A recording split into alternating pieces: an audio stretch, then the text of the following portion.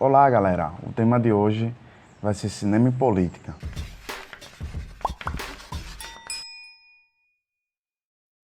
Precisamos saber o que é política. Política, no sentido grego, é quem vivia na polis, ou seja, quem tinha uma convivência social, quem vivia em sociedade. Bem, a trajetória do Brasil no Oscar, ela começa em 1963 com a indicação a melhor filme estrangeiro, com o filme O Pagador de Promessas. Na década de 90 nós tivemos 3 indicações, com O Quatrilho, O Que É Isso, Companheiro e Central do Brasil, que também rendeu a indicação ao Oscar de melhor atriz para Fernanda Montenegro. Em 2001, nós concorremos a melhor curta-metragem pelo live action Uma História de Futebol. Em 2004, talvez o maior expoente filme brasileiro no Oscar foi Cidade de Deus. Teve 4 indicações, né? Só que ele teve meio que o azar de bater de frente com o filme que ganhou mais Oscar na história, que foi O Senhor dos Anéis e O Retorno do Rei, né? Fica complicado. Que arrecadou 11 Oscars. Em 2016, o Brasil concorreu na categoria Melhor Animação, né? Com Um Menino e um Mundo. E agora, em 2020, a indicação do Brasil, o que vai nos apresentar no Oscar, vai ser o documentário Democracia em Vertigem. O documentário Democracia em Vertigem, da Petra Costa, ela causou uma histeria, né, na direita. Quando ele foi anunciado que ia concorrer ao Oscar de melhor documentário, a direita acusou ele de ser ficcional, né, dela fazer ficção.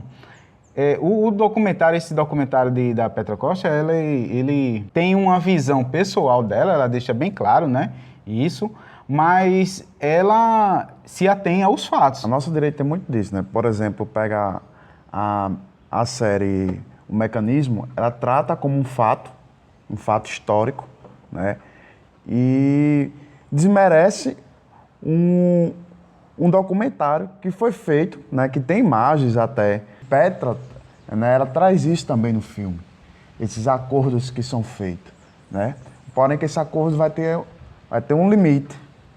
E esse limite ela vai demonstrar no governo de Dilma. Dilma sempre foi acusada, né, pelos parlamentares de não ter habilidade política, né? Ou seja, não teve habilidade, não teve diálogo e tal.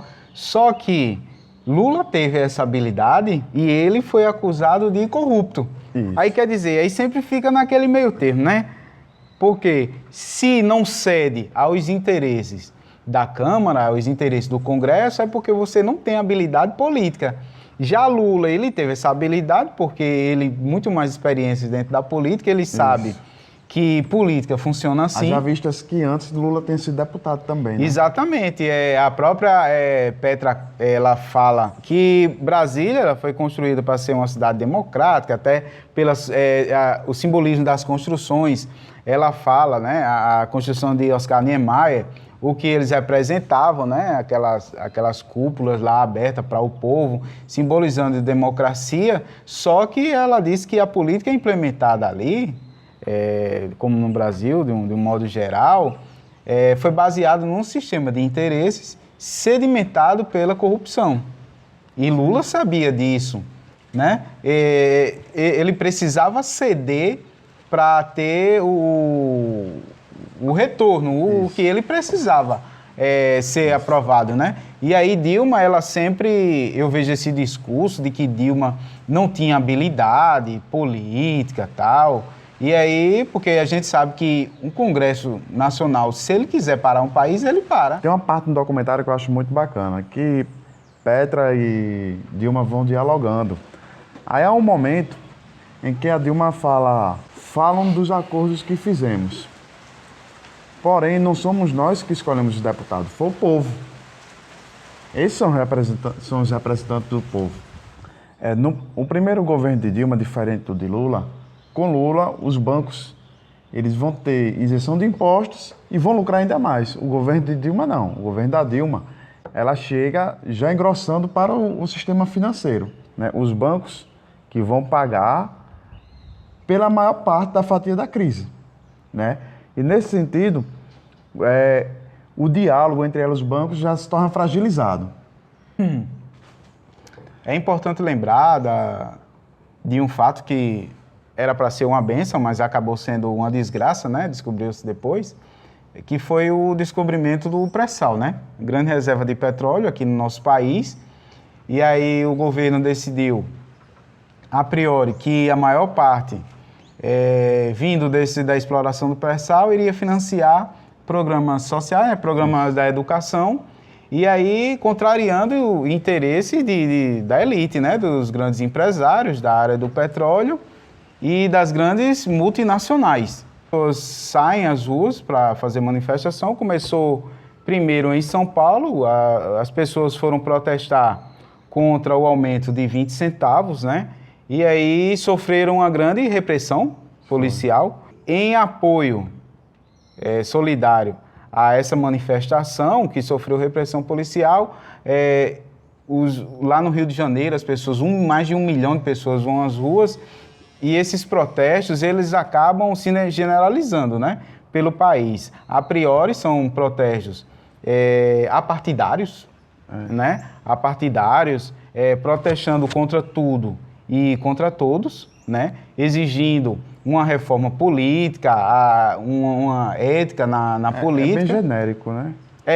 Só que o que acontece? A direita, ela soube se apropriar desses protestos, e aí ela, na minha concepção, ela reverteu o objetivo original. Eles acabaram gerando grupos como, por exemplo, o MBL, que aí ele já vai começar a fazer manifestações, convocando manifestações, apenas para criticar a esquerda e fazer o quê? Tirar a esquerda do poder. Isso por trás também da direita, principalmente depois que Aécio perdeu a eleição, não aceitou e aí começou a agir por trás, né? Como ele mesmo falou, que ia sangrar o governo, né? Através dessas manifestações, né, convocadas pela direita, elas começam a ganhar corpo e aí manipuladas pelo desejo da direita, né, principalmente por Aécio Neves e a cúpula do PMDB, eles começam a exigir um impeachment, ou seja, a saída da presidente Dilma. É interessante como o documentário ele vai expondo esse jogo, né, de Eduardo Cunha, Michel Temer, né, como eles jogam por trás, nos bastidores. Vai trazer coisas que naquele momento não estava exposto pela mídia. Exatamente, porque a mídia, o documentário mostra que ele teve um papel muito importante nesse processo do impeachment, né? A mídia, como é mostrado no documentário, teve um papel muito importante no processo de impeachment, né? Porque ela passou a documentar, registrar, acompanhar essas manifestações, normalizando até agressividades, né? Que a gente via nessas manifestações, tornando isso algo natural. Hoje, o próprio monstro que elas ajudaram a criar, elas estão sofrendo agora com a ação dele.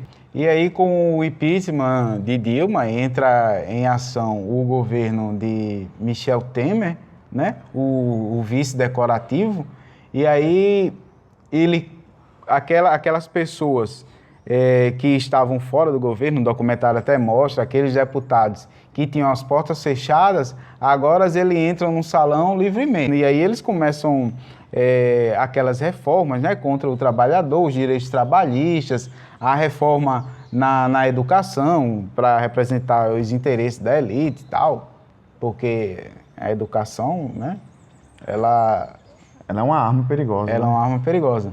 Houve a reforma trabalhista, né, com a flexibilização da CLT e a terceirização, a reforma claramente contra o trabalhador. A questão da aposentadoria, que muita gente na hora não reage, mas aí depois que vai precisar se aposentar, aí é que ele acorda para o que é que foi decidido lá atrás, certo? De quem ele escolheu, né? Quem ele escolheu que escolheu isso para ele, sem consultar ele. Exatamente.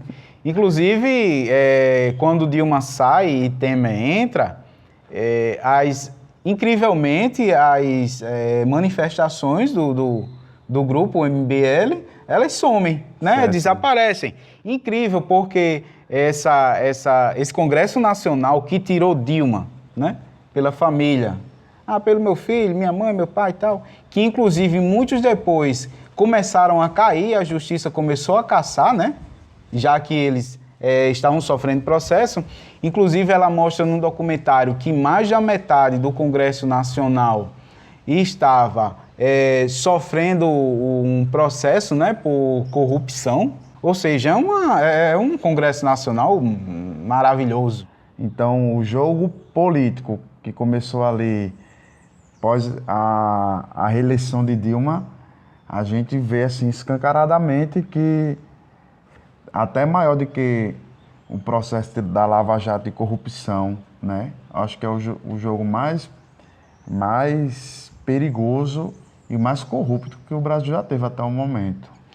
Importante também falar do constante bombardeio midiático que Dilma sofreu, né?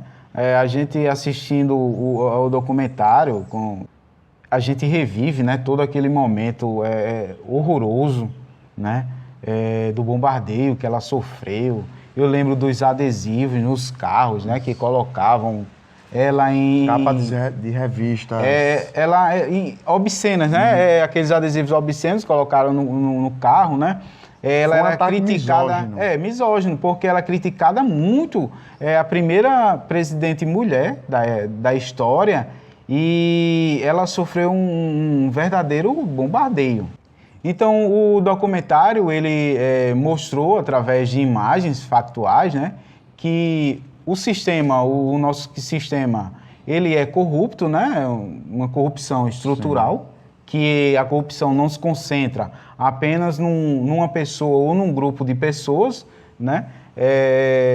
A corrupção está no sistema. A corrupção está no sistema. É aquele velho jogo do toma lá, dá cá, né? Se quer acabar com a corrupção, acabe com o sistema. Exatamente. Inclusive, uma funcionária lá do Planalto Central, quando o Petra pergunta para ela, ela diz que não acredita, né, na democracia, o que nós não vivemos na democracia, porque os nossos direitos, no final de tudo, eles não são respeitados, né? Eles não são seguidos por quem deveria nos representar.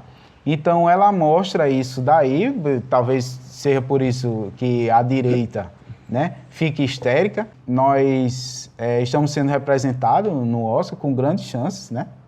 Eu acredito que tenha grandes chances de vencer, porque foi um trabalho belíssimo, cinematográfico belíssimo, e se atentou aos fatos. O documentário Democracia em Vertigem, né, da cineasta brasileira Petra Costa, está disponível na Netflix. Se você não assistiu ainda, corra lá, vá assistir. A gente indica, tá certo? Uma grande chance de vencer o Oscar 2020. E o melhor filme vai ser o Parasita. Se inscreva aí, deixa um joinha,